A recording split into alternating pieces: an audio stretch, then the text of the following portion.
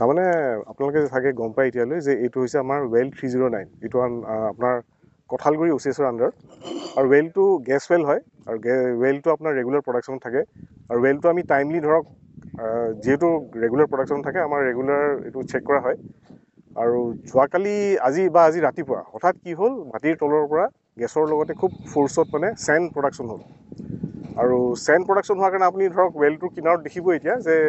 বগা হৈ পৰি আছে চেণ্ডবিলাক পৰি আছে এই চেণ্ডে মানে আমাৰ ৱেলৰ ফ্ল' লাইনডাল কাটি দিলে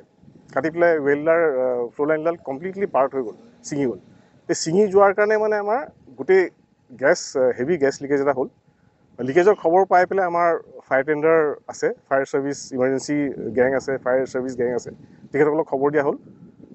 গতিকে দুখনকৈ ফায়াৰ টেণ্ডাৰ আহি ওলালে ইয়াতে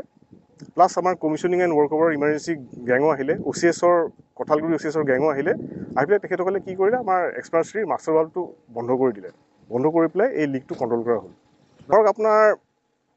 উইদিন 45 মিনিটমানৰ ভিতৰত মানে আমি প্ৰথম খবৰ পোৱাৰ পৰা 45 মিনিটমানৰ ভিতৰত ৱেলটো কণ্ট্ৰল কৰা হ'ল চাওক এতিয়া আমাৰ এইটো আমাৰ ওপৰত কণ্ট্ৰল কৰিবলগীয়া একো নাই ওপৰত আমাৰ যি কণ্ট্ৰল একচুৱেলি এক্সপাৰ্টছ্ৰীত যোনখিনি কণ্ট্ৰল ডিভাইচ আছে মাষ্টাৰ ভাল্ভ বুলি কওঁ সেইখিনি ডিভাইচ মানে চাফিচিয়েণ্ট যিকোনো এনেকুৱা ধৰণৰ ইমাৰ্জেঞ্চি কণ্ট্ৰল কৰাৰ পৰা আৰু যোনটো আপোনাৰ মেইন ৰুট কজ আছে যে মাটিৰ তলৰ পৰা চেণ্ড কিহৰ কাৰণে আহিবলগীয়া হ'ল সেইটো আমি ষ্টাডি কৰিম ষ্টাডি কৰি পেলাই কি কৰিব পাৰি যাতে ফিউচাৰত এনেকুৱা ঘটনা নহয় সেইটো আমি চাম গেং লগে আহি ওলাইছে আমাৰ ফায়াৰ টেণ্ডাৰ আহি ওলাইছে আৰু আমাৰ ৱেল কণ্ট্ৰল টীমো আহি ওলাইছে গতিকে তেনেকৈ একো ভাবিবলগীয়া কথা একো নাই